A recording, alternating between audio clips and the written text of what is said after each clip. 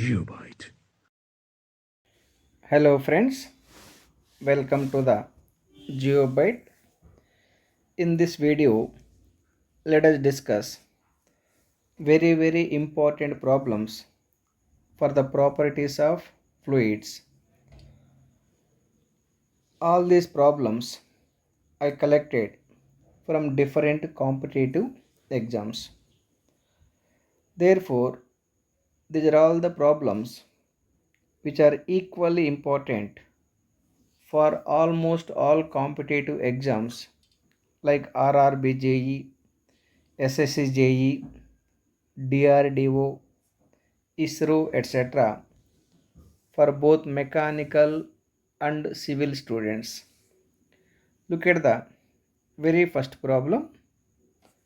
The very first problem is if for a fluid in motion, for a fluid in motion, pressure at a point is same in all directions, then the fluid is. The problem is given like this.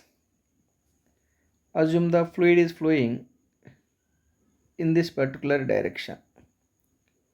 The fluid is flowing in this direction. At a particular point, if the fluid is maintaining the same pressure in all directions, if the fluid is maintaining the same pressure in all directions, same pressure in all directions, that kind of fluid is called ideal fluid. The ideal fluid can maintain same pressure force in all directions while it is flowing. Look at the options. Option A real fluid, no. A Newtonian fluid, need not be. An ideal fluid, absolutely correct. An ideal fluid can maintain the same fluid pressure in all directions while it is flowing. I hope you got my point. Let us take the other problem. Look at the second problem. The unit of dynamic viscosity of the fluid is, as we know, dynamic viscosity denoted by mu, its units is Newton second per meter square. Of course, Newton per meter square can be called as Pascal. 1 Newton per meter square equal to 1 Pascal. It can be also written as Pascal second. Pascal second. Therefore, Newton second per meter square or Pascal second is the unit of coefficient of dynamic viscosity or simply dynamic viscosity. Look at the options. Option A, meter square per second, it is not correct. Look at the option B, Newton second per meter square. Therefore, option B is absolutely correct. I hope you got my point. Let us take one more problem. Look at the next problem. A fluid is said to be a Newtonian fluid when the shear stress is, the condition for Newtonian fluid is the shear stress, the shear stress must be proportional to rate of shear strain, rate of shear strain.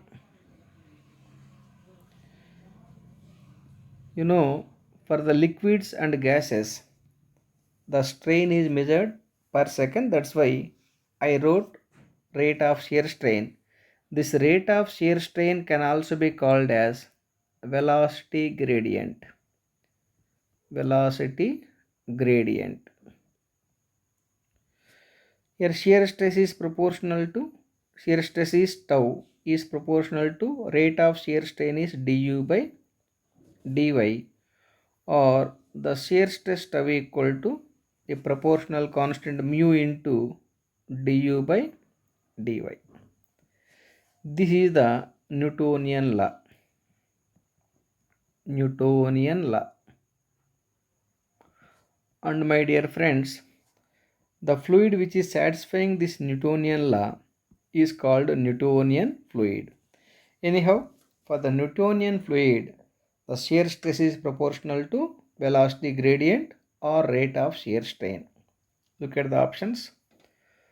Option A, a fluid is said to be Newtonian fluid when the shear stress is directly proportional to the velocity gradient. Absolutely correct. The rate of shear strain is also called velocity gradient. So for the Newtonian fluid, shear stress is proportional to or directly proportional to velocity gradient. Let us take one more problem. Look at the fourth problem. As the temperature increases in a liquid, the viscosity.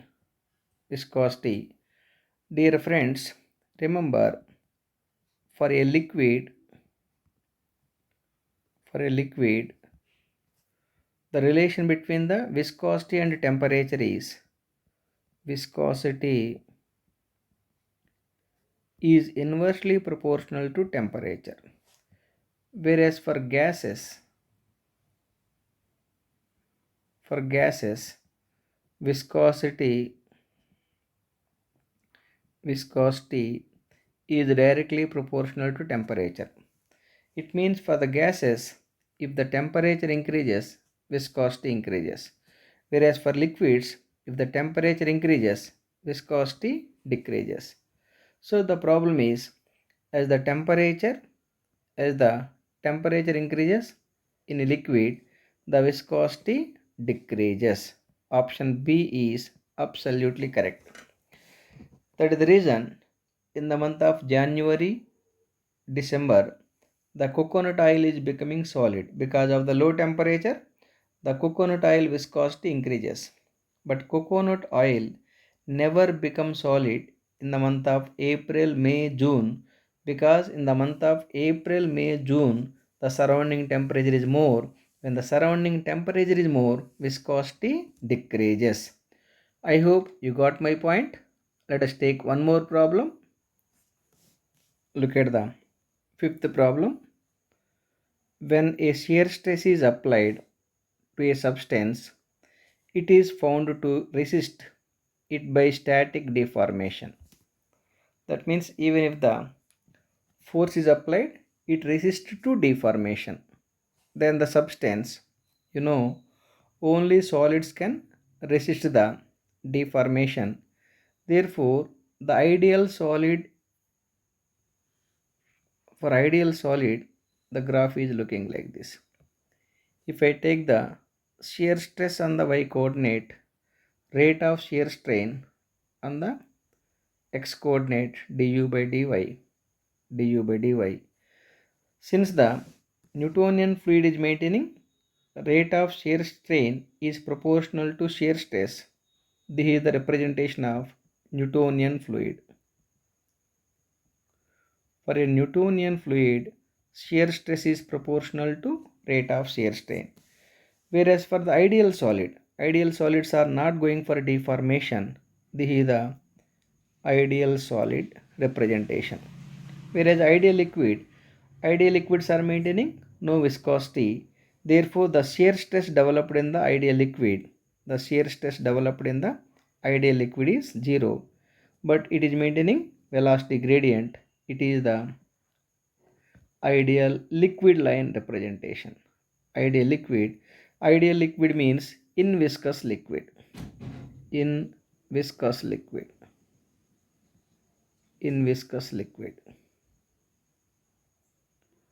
I hope you got my point. Anyhow, for the ideal solid, the deformation will be 0. So for the ideal solid, this is the ideal, not ideal load, ideal solid, this is the ideal solid. So this is the ideal solid, not ideal load. Anyhow, for ideal solid, the du by dy equal to 0. Whereas ideal liquid is also called in viscous liquid, the shear stress equal to 0 because viscosity is 0. For Newtonian fluid, shear stress is proportional to shear strain. That means shear stress equal to mu into du by dy. The given problem, look at the given problem. When a shear stress is applied to a substance, it is found to resist it by static deformation. Even if the shear stress are developed, if it is resisting the deformation, then the substance is called solid. Solids are not going for deformation, particularly ideal solid. So I hope you got my point. Let us take one more problem. Look at the sixth problem. When subjected to shear force, a fluid, you know, the fluid starts deform continuously irrespective of the load applied. Whether the load applied is small or big, the fluid is continuously deforming.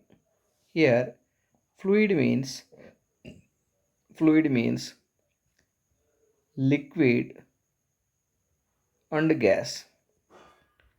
Liquid and gas both are coming under fluid, but liquid is coming under incompressible fluid. Incompressible fluid, whereas gas is coming under a compressible fluid. Gas is coming under compressible fluid. Anyhow, the fluid, whether it is liquid or gas, irrespective of the load which is acting, that load may be either very small or very big, the fluid starts deform continuously no matter how small the shear force or shear stress may be. So fluid is always deforming continuously. Option A is absolutely correct. I hope you got my point. Let us take one more problem. Look at the seventh problem. The condition of no slip at rigid boundaries is applicable to. Dear friends, no slip condition means, let us take a fluid. Let this is the rigid boundary or rigid surface. The liquid layer which is in touch with the surface is maintaining zero velocity, but the above layer is maintaining some velocity. Above layer is maintaining some more high velocity, like this. The liquid layers are maintaining high velocity which are far away from the solid surface. The liquid layer which is very close to the solid surface is maintaining low velocity, and the liquid layer which is in touch with the solid surface is maintaining zero velocity. That is called no slip condition. No slip condition means all the real liquid layers are maintaining zero velocity when they are in touch with the rigid surface. Now come to the options. Let me read the problem once again. The condition of no slip at rigid boundaries is applicable to flow of Newtonian fluid, no. Flow of ideal fluids only, no. Flow of all real fluids, yes. All real fluids are maintaining no slip condition while those are flowing on a rigid boundary or rigid surface. Once again, no slip condition means the layer of the liquid which is in touch with the solid surface is maintaining zero velocity. That condition is called no slip condition. All real liquids are entertaining, or all liquid or all real fluids are entertaining that no slip condition. I hope you got my point. Let us take one more problem. Look at the problem. The viscosity of option A, liquids increases with increase in temperature. No. For liquid, viscosity is inversely proportional to temperature. It is like this. Viscosity of liquid viscosity of liquid is inversely proportional to its absolute temperature, whereas viscosity of gas is directly proportional to temperature. So for the liquids, if the temperature increases, viscosity decreases. Whereas for gases, since the gas viscosity is directly proportional to temperature, as the temperature increases, viscosity of the gas increases. Look at the option B. The viscosity of gases increases with increase in temperature. With the temperature means with increase in temperature. Therefore, option B is absolutely correct. I hope you got my point. Let us take one more problem. Look at the ninth problem. For a fluid, the shear stress was found to be directly proportional to rate of angular deformation. The fluid is classified as Newtonian fluid. You know, for a Newtonian fluid, shear stress is directly proportional to rate of shear strain du by dy. This is for Newtonian fluid. Newtonian fluid. Here this du by dy is called angular deformation. Angular deformation. It is also called rate of shear strain or rate of shear strain. Rate of shear strain is also called velocity gradient. Is also called velocity gradient. So anyhow, for the Newtonian fluid only, shear stress is proportional to velocity gradient or rate of shear strain. I hope you got my point. Let us take one more problem. Look at the 10th problem. A real fluid is any fluid. You know, real fluid means the fluid which is maintaining some viscosity is called real fluid. The fluid which is maintaining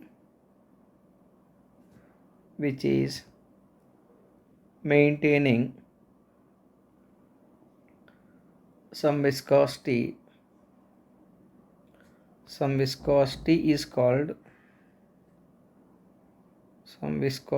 is called real fluid. Example for real fluid, what coconut oils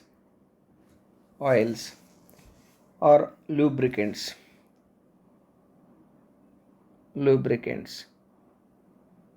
The vegetable oil, castor oil, lubricant, all these are coming under real fluids. Ideal fluid means the fluid which is free from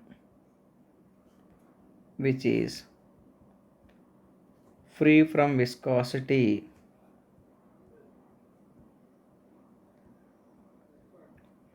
The fluid which is free from viscosity is called ideal fluid. Best example for ideal fluid, water is coming under ideal fluid. Now come to the question. A real fluid is any fluid which has surface tension and incompressible? No. Has zero shear stress? No. Has constant viscosity and density? No. Look at the last option, D, has viscosity. Real fluid means the fluid has viscosity. I hope you got my point. Let us take one more problem. Look at the problem. Very, very important problem. A fluid indicated the following shear stress and deformation rates. So these are the deformation values and shear stress values. This fluid is classified as, my dear friends, there is a relation between the shear stress and rate of shear strain tau equal to a into du by dy power n plus b. Here a and b are constants. A and b are constants. For Newtonian fluid, for Newtonian fluid,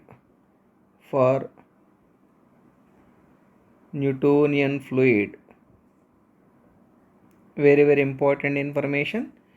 Here b equal to 0 and n equal to 1.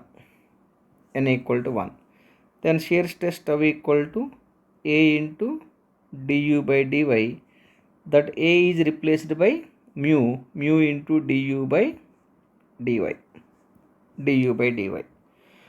Now look at the first value, very first value, du by dy 0. If du by dy is 0, if it is Newtonian fluid, tau should be 0, but tau is 10, therefore definitely it is not Newtonian fluid. I hope you got my point. Since the du by dy is 0 in the first case, even if the du by dy is 0, the tau is not equal to 0, therefore definitely it is not a Newtonian fluid. Come to the Bingham plastic fluid, the option B. For Bingham plastic fluid, second one, for Bingham plastic fluid, for Bingham plastic fluid, the condition is n equal to 1, but b is not equal to 0. B is always a positive value. If b is not equal to 0, then tau equal to what? A into du by dy power n plus b, right? In the first case, look at the very first case, du by dy 0. Let us put the du by dy 0 for this case. If du by dy is 0, 0 power anything equal to 0, 0 and something 0, therefore tau equal to b. That means even if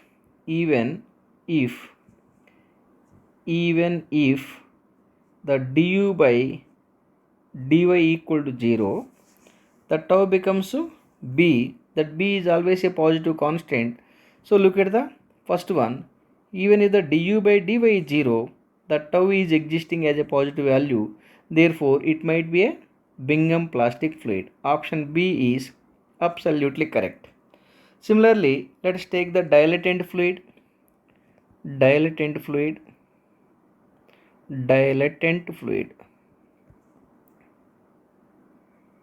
For the dilatant fluid, the condition is b equal to 0 and n is greater than 1.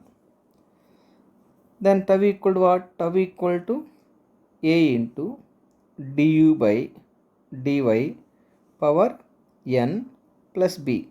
For this case, b equal to 0. Look at the very first case.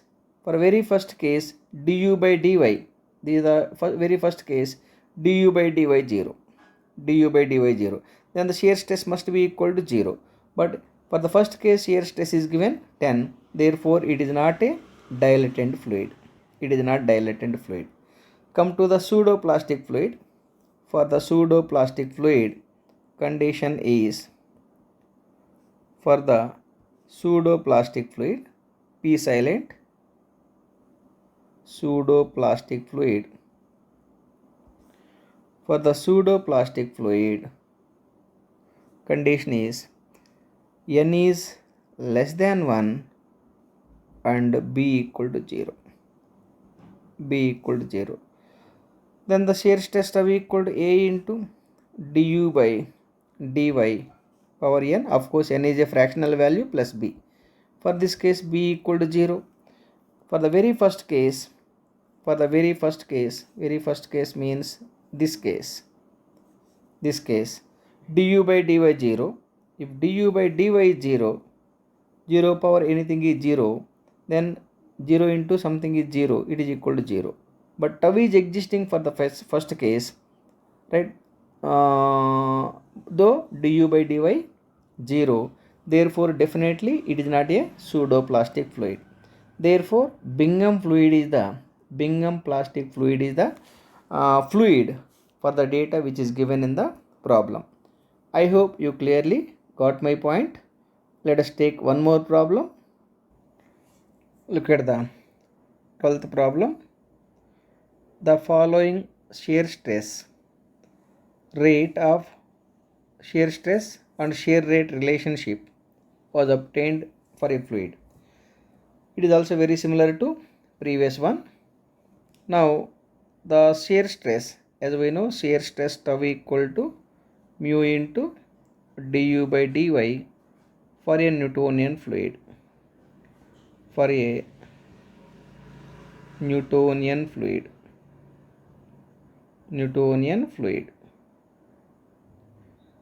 Now let us take the first case, case 1. For this case, du by dy equal to 0. Du by dy equal to 0. If du by dy equal to 0, tau equal to 0. First case is satisfied. The second case, case 2, here du by dy is given 1. The shear stress tau equal to what?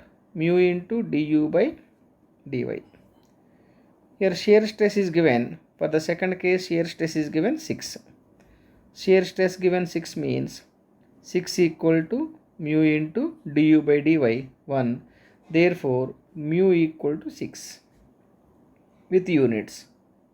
Mu equal to 6 with units. So that is the second case. Let us take the third case.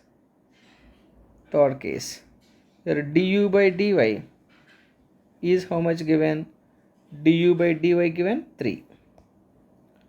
Du by dy given 3 and mu is 6. With this, shear stress equal to mu into du by dy. Mu already got it. So mu equal to 6 into 3 is equal to 18 with units. Let us look the answer.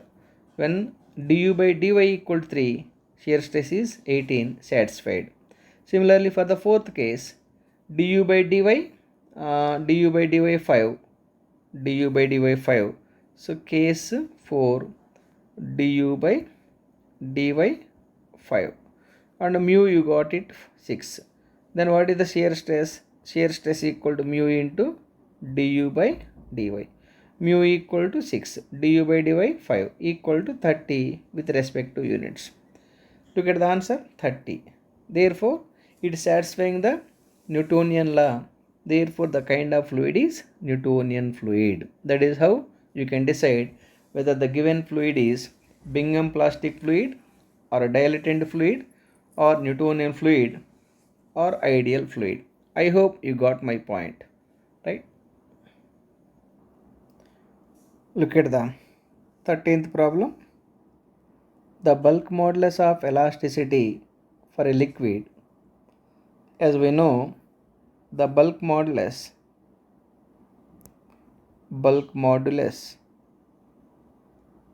K equal to minus dP by dV by V. From this I can say that bulk modulus is the function of pressure, and bulk modulus K is the function of dV by V. But remember, here volume is the function of temperature. Since bulk modulus is the function of volume and volume is the function of temperature, therefore I can say that the bulk modulus is the function of temperature. So conclusion is the bulk modulus K is the function of both pressure and temperature. Look at the options. Look at the very first option. Let me read the problem. The bulk modulus of elasticity for a liquid is a function of both temperature and pressure. Absolutely correct. The bulk modulus of the liquid is the function of pressure and temperature. It is straight away proportional to pressure but volume is the function of temperature for any liquid. Therefore, option A is absolutely correct. Let us take one more problem. Look at the 14th problem. Broadly speaking, water is. Dear friends, the water compressibility factor around 80 times more than that of steel. So, broadly speaking, the water is option A 10 times more compressible than steel. No, it is 80 times more than. Look at the B, 80 times more compressible than steel. Absolutely correct. Option B is absolutely correct. Remember this point. The water has compressibility factor around 80 times more than that of the steel. I hope you clearly got my point. So this point you need to remember. Let us take one more problem, the last problem. Look at the last problem. Kerosene is known to have a bulk modulus of elasticity. Bulk modulus K is given for kerosene 1.43 into 10 power 9 Newton per meter square, and a relative density, the density given, density rho equal to 0.806 kg per meter cube. Okay, the speed of sound in kerosene is, the speed of, actually it is not exactly density. Relative density means specific gravity. Relative density, relative density, relative density S equal to density of the liquid by density of the water. It is given 0.806. Then the density of that liquid equal to 0.806 into density of the water 1000. It is equal to 806 kg per meter cube. The speed of the sound, he is asking what is the speed of sound speed in kerosene. So the sound velocity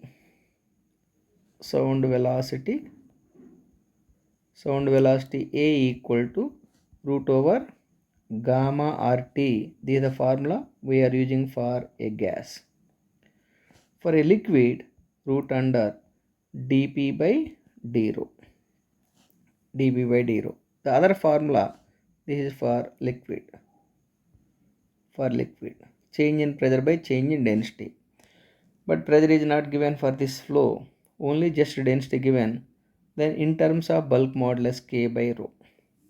K by rho is giving the sound velocity root under. Let us put the value root over. What is the K value? K value 1.43 into 10 power 9. 1.43 into 10 power 9 divided by density 806. You simplify this value for getting around 1333, the velocity which is in meter per second.